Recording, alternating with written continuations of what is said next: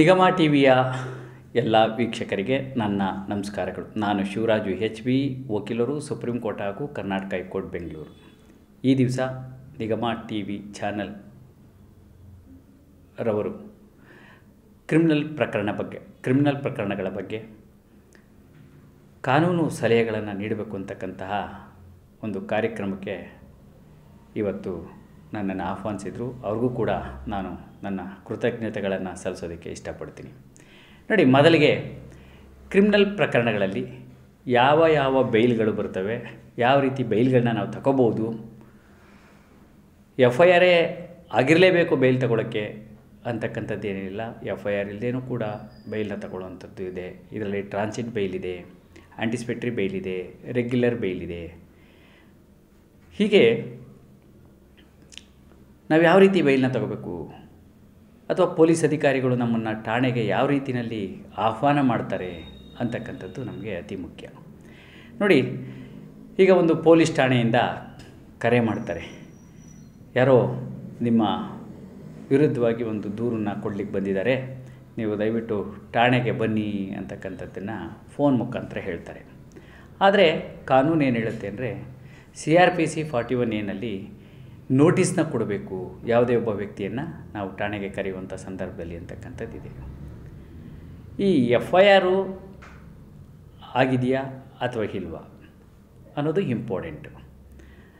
ನಾವು ಕೆಲವೊಂದು ಕಾನೂನು ಸಂಬಂಧಪಟ್ಟಾಗೆ ಹೇಳುವಂಥದ್ದು ಏನಂದರೆ, ಪೊಲೀಸ್ನವರು ಕಾಲ್ ಮಾಡಿದಾಗ, ಸರ್ ಯಾವ ವಿಚಾರಕ್ಕೋಸ್ಕರ ಕರಿತಾ ಇದ್ದೀರಿ, ನಮಗೆ ನೋಟಿಸನ್ನು ಕೊಡಿ, ಬರ್ತೀವಿ ಅಂತಕ್ಕಂಥದ್ದು. ಆಗ ಅವ್ರು ಹೇಳ್ತಾರೆ, ಇಲ್ಲ ನೀವು ಠಾಣೆಗೆ ಬನ್ನಿ ಅಂತಕ್ಕಂಥದ್ದನ್ನು ಕರೀತಕ್ಕಂಥದ್ದಿದೆ. ನಿಮ್ಮ ಮೇಲೆ ಯಾವುದೇ ಒಬ್ಬ ವ್ಯಕ್ತಿ ದೂರನ್ನು ಸಲ್ಲಿಸೋದಕ್ಕೆ ಪೊಲೀಸ್ ಠಾಣೆಗೆ ಹೋಗಿದ್ದಾರೆ ಅನ್ನುವಂಥದ್ದು ನಿಮ್ಮ ಗಮನಕ್ಕೆ ಬಂದಾಗ, ನೀವು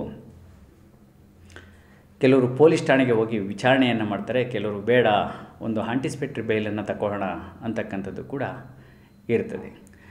ಆಗ ನೀವು ಹೇಳ್ತೀರಿ, ಸರ್ ನಮ್ಮ ಮೇಲೆ FIR ಆಗಿಲ್ಲ, ನಾವು ಆಂಟಿಸಿಪೇಟ್ರಿ ಬೈಲ್ನ ತಗೋಬಹುದಾ ಅಂತಕ್ಕಂಥದ್ದನ್ನ ಕೇಳ್ತೀರಿ. ಹೌದು, ನಿಮಗೆ ಒಂದು ವೇಳೆ ಅರೆಸ್ಟ್ ಮಾಡ್ತಾರೆ ಅನ್ನುವಂಥ ಒಂದು ಭಯ ಇದ್ದಾಗ, ಅಥವಾ ನಿಮ್ಮ ಮೇಲೆ FIR ಮಾಡ್ತಾರೆ ಅಂತಕ್ಕಂಥ ಒಂದು ಭಯ ಇದ್ದಾಗ, ಇಲ್ಲಿ ಭಾರತದ ಸರ್ವೋಚ್ಚ ನ್ಯಾಯಾಲಯ ಒಂದು ತೀರ್ಪನ್ನು ಇಟ್ಟಿದೆ ಗುರ್ಬರ್ ಸಿಂಗ್ ಪ್ರಕರಣದಲ್ಲಿ.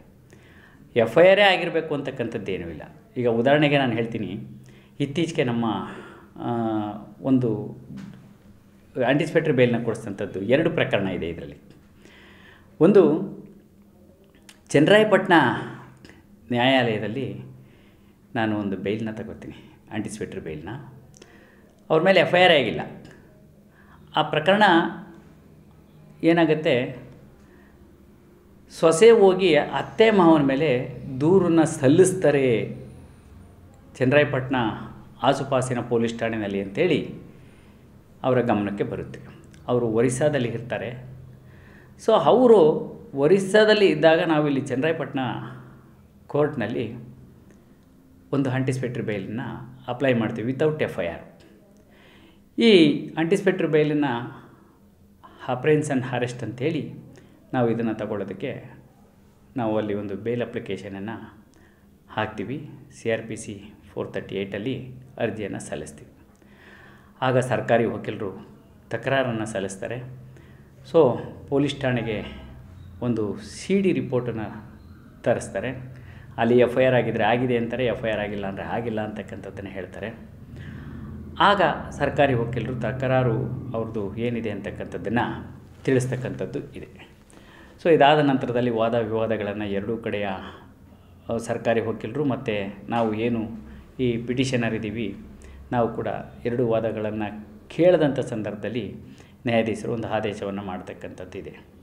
ಇಲ್ಲಿ FIR ಆಗಿರಬೇಕು ಆಂಟಿಸಿಪೇಟ್ರಿ ಬೈಲ್ ತಗೊಳ್ಳೋದಕ್ಕೆ ಅಂತಕ್ಕಂಥದ್ದು ಎಲ್ಲೂ ಇಲ್ಲ.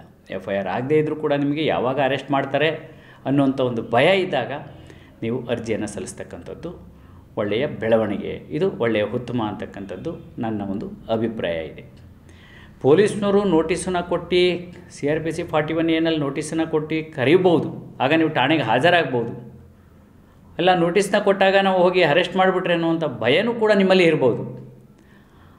ಆಗ ನೀವು ಮುಂಜಾಗ್ರತೆಯಿಂದ ವಕೀಲರನ್ನು ಸಂಪರ್ಕ ಮಾಡಿ ನೀವು ಬೇಲ್ನ ತಗೊಳ್ತಕ್ಕಂಥದ್ದು ಒಳ್ಳೆಯ ಬೆಳವಣಿಗೆ ಅಂತಕ್ಕಂಥದ್ದು ಇದು ಒಂದು ಕಡೆ ಆಗುತ್ತೆ.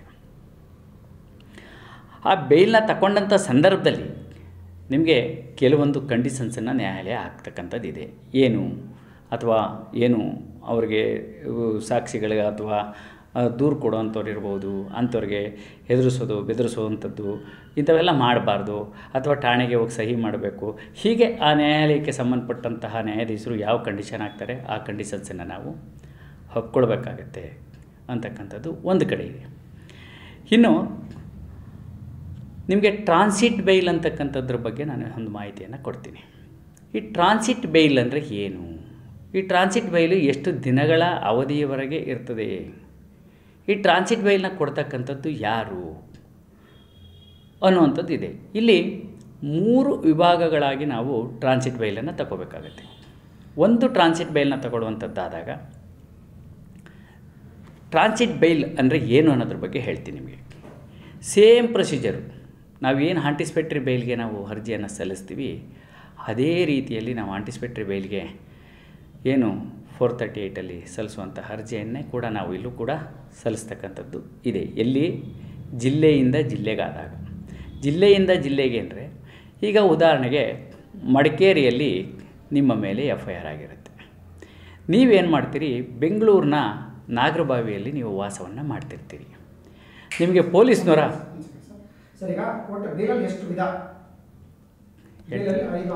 ಹೇಳ್ತೀನಿ 3 ವಿಧ ಇದೆ ಹೇಳ್ತೀನಿ. ಅಲ್ಲಲ್ಲ, ಅದನ್ನು ಆಮೇಲೆ ಬರಬೇಕು, ಫಸ್ಟ್ ಹೇಳೋವಂಥದ್ದಲ್ಲ. ನಾನು ಹೇಳ್ತೀನಿ ನೋಡಿ. ಈ ಒಂದು ಸಂದರ್ಭದಲ್ಲಿ ಅವರು ಮಡಿಕೇರಿಯಲ್ಲಿ ನಿಮ್ಮ ಮೇಲೆ FIR ಆಗಿರ್ತದೆ ನಗರ ಠಾಣೆಯಲ್ಲಿ ಅಂತ ತಿಳ್ಕೊಳ್ಳೋಣ. ಈ ವ್ಯಕ್ತಿ ಯಾರು FIR ಆಗಿದೆ ಆ ವ್ಯಕ್ತಿ ಬೆಂಗಳೂರಿನ ನಾಗರಬಾವಿನಲ್ಲಿ ಇರ್ತಾರೆ, ಇಲ್ಲೇ ವಾಸವಾಗಿರ್ತಾರೆ. ನಿಮಗೆ ಪೊಲೀಸ್ನವರು ಹೋದಾಗ ಅಲ್ಲಿ ಥ್ರೆಟ್ ಮಾಡ್ತಾರೆ ಅಥವಾ ನಿಮಗೆ ಹೊಡಿತಾರೆ ಬಡಿತಾರೆ, ಏನೋ ಒಂದು ಭಯ ನಿಮ್ಮಲ್ಲಿ ಕಾಡ್ತಿರುತ್ತೆ. ಆಗ ನೀವೇನು ಮಾಡಬೇಕು? ಮಡಿಕೇರಿಯಲ್ಲೇ ಹೋಗಿ ಬೇಲ್ ಅಪ್ಲಿಕೇಶನನ್ನು ಸಲ್ಲಿಸಬೇಕು ಅಂತಕ್ಕಂಥದ್ದೇನಿಲ್ಲ. ಬೆಂಗಳೂರಿನ ಸಿಟಿ ಸಿವಿಲ್ ನ್ಯಾಯಾಲಯ ಅಂದರೆ ನೀವು ಇರುವಂತಹ ಜ್ಯೂರಿಡಿಕ್ಷನ್ ವ್ಯಾಪ್ತಿ ಏನಿದೆ ಆ ನ್ಯಾಯಾಲಯದಲ್ಲೇ ಹೋಗಿ ನೀವು ಈ ಒಂದು ಟ್ರಾನ್ಸಿಟ್ ಬೇಲ್ಗೆ ಅರ್ಜಿಯನ್ನು ಸಲ್ಲಿಸ್ತಕ್ಕಂಥದ್ದಿದೆ. ಈ ಟ್ರಾನ್ಸಿಟ್ ಬೇಲ್ಗೆ ಅರ್ಜಿಯನ್ನು ಸಲ್ಲಿಸುವಾಗ ನೀವು ಆ ಪ್ರಕರಣದ FIR ಕಂಪ್ಲೇಂಟ್ ಕಾಪಿ ಎಲ್ಲವನ್ನೂ ಕೂಡ ನೀವು ಇಲ್ಲಿ ಹಾಕಬೇಕಾದಂಥದ್ದಿರುತ್ತೆ. ಅದಾದ ನಂತರದಲ್ಲಿ ನಿಮಗೆ 30 ದಿನಗಳವರೆಗೆ ಮಾತ್ರ ಈ ಒಂದು ಟ್ರಾನ್ಸಿಟ್ ಬೇಲು ಇರ್ತದೆ. ಇಲ್ಲಿ ನಿಮಗೆ 2 ವಿಧ, ಒಂದರಲ್ಲೇ 2 ವಿಧ ಬರುತ್ತೆ. ಒಂದು ಆಂಟಿಸಿಪೇಟರಿ ಬೇಲಿಗೆ ಬಂತು, ಒಂದು ಟ್ರಾನ್ಸಿಟ್ ಬೇಲಿಗೆ ಬಂತು. ಟ್ರಾನ್ಸಿಟ್ ಬೇಲ್ ಅಂದರೆ ಏನು? ನಿಮಗೆ ಇಲ್ಲಿಂದ ನಾವು ಟ್ರಾವೆಲ್ ಮಾಡೋದಕ್ಕೆ, ಇದು ಟ್ರಾವೆಲ್ನ ಮಾಡುವಂಥ ಸಂದರ್ಭದಲ್ಲಿ ಪೊಲೀಸ್ನವರು ನಮ್ಮನ್ನು ಅರೆಸ್ಟ್ ಮಾಡ್ತಾರೆ ಅನ್ನುವಂಥ ಒಂದು ಭಯ ಭೀತಿ ನಮ್ಮಲ್ಲಿ ಕಾಡುವಾಗ ನಾವು ಇಲ್ಲಿ ತಗೊಳ್ತಕ್ಕಂಥ ಒಂದು ಆಂಟಿಸಿಪೇಟರಿ ಬೇಲ್ ಆಯಿತು, ಒಂದು ಟ್ರಾನ್ಸಿಟ್ ಬೇಲ್ ಆಯಿತು, ಇನ್ನೊಂದು ರೆಗ್ಯುಲರ್ ಬೇಲ್. ಸೊ ಈ ಥರದಲ್ಲಿ ನಾವು ಬೇಲ್ಗಳನ್ನ ತಗೊಳ್ಳುವಂಥ ಸಂದರ್ಭ ಇರುತ್ತೆ. ಸೊ ಏನು 30 ದಿನಗಳವರೆಗೆ ಇರ್ತಕ್ಕಂಥ ಈ ಒಂದು ಟ್ರಾನ್ಸಿಟ್ ಬೇಲನ್ನು ನಾವು ಇಲ್ಲಿಂದ ತೆಕ್ಕೊಂಡು ಹೋದಾಗ ಮಡಿಕೇರಿ ನ್ಯಾಯಾಲಯದಲ್ಲಿ ಈ ಒಂದು ಏನು ಆದೇಶದ ಕಾಪಿ ಇರ್ತದೆ ಆ ಆದೇಶದ ಕಾಪಿಯನ್ನು ನಾವು ತಗೊಂಡೋಗಿ ಅಲ್ಲಿ ಕೊಟ್ಟಾಗ ಮತ್ತೆ ನಾವು ಅಲ್ಲಿ 30 ದಿನಗಳ ಆದ ನಂತರದಲ್ಲಿ ಮತ್ತೆ ನಾವು ಜಾಮೀನಿಗಾಗಿ ಅರ್ಜಿಯನ್ನು ಸಲ್ಲಿಸ್ತಕ್ಕಂಥದ್ದು ಇದೆ. ಅಂದರೆ ನಿಮಗೆ ನೀವು ಟ್ರಾವೆಲ್ ಮಾಡುವಂಥ ಸಂದರ್ಭದಲ್ಲಿ ನಿಮಗೆ ಪೊಲೀಸ್ನವರಿಂದ ತೊಂದರೆ ಆಗಬಾರ್ದು ಅಂತಕ್ಕಂಥದ್ದಕ್ಕೆ ಇದು ಟ್ರಾನ್ಸಿಟ್ ಬೇಲ್ ಅಂತಕ್ಕಂಥದ್ದನ್ನು ತಗೊಳ್ತಕ್ಕಂಥದ್ದಿದೆ. ಇದೇ ರೀತಿ ಟ್ರಾನ್ಸಿಟ್ ವಾರೆಂಟ್ ಅಂತಕ್ಕಂಥದ್ದು ಕೂಡ ಇರುತ್ತೆ. ಇದನ್ನು ಆ ನಂತರದಲ್ಲಿ ಹೇಳ್ತೀನಿ ನಾನು ನಿಮಗೆ. ಸೊ ಇದು ಈ ಬೇಲಿಗೆ ಸಂಬಂಧಪಟ್ಟಂತಹ ವಿಚಾರ ಆಗಿರ್ತಕ್ಕಂಥದ್ದಿದೆ. ನಾನು ಟ್ರಾನ್ಸಿಟ್ ಬೇಲ್ನ ಯಾವಾಗ ತಗೊಂಡೆ ಅಂತ ಕೇಳುವಾಗ ಒಂದು ಗುಲ್ಬರ್ಗ ಪಶುಸಂಗೋಪನಾ ಇಲಾಖೆಗೆ ಸಂಬಂಧಪಟ್ಟಾಗ ಅದರ ಡೈರೆಕ್ಟರ್ ಬೆಂಗಳೂರಿನಲ್ಲಿ ಇರ್ತಾರೆ, RT ನಗರದಲ್ಲಿ. ಇಲ್ಲಿ ಸಿಟಿ ಸಿವಿಲ್ ಕೋರ್ಟ್ ಹಾಲ್ನಲ್ಲಿ ನಾವು ಟ್ರಾನ್ಸಿಟ್ ಬೇಲ್ನ ಅಪ್ಲೈ ಮಾಡ್ತೀವಿ. ಬೇಲ್ ಸಿಗುತ್ತೆ. ಗುಲ್ಬರ್ಗ ಲೋಕಾಯುಕ್ತ ಪೊಲೀಸ್ನವರು ಅವ್ರನ್ನ ಅರೆಸ್ಟ್ ಮಾಡ್ತಾರೆ ಅನ್ನೋಂಥ ಒಂದು ಸಂದರ್ಭ ಇದ್ದಾಗ ಈ ಟ್ರಾನ್ಸಿಟ್ ಬೇಲ್ನ ಉಪಯೋಗಕ್ಕೆ ಬರ್ತಕ್ಕಂಥದ್ದು ಇದೆ. ಸೊ ಇದು 2 ವಿಧವಾದಂತಹ ಬೇಲ್ಗಳ ಬಗ್ಗೆ ನಾನು ನಿಮಗೆ ತಿಳಿಸ್ಕೊಟ್ಟಿದ್ದೀನಿ.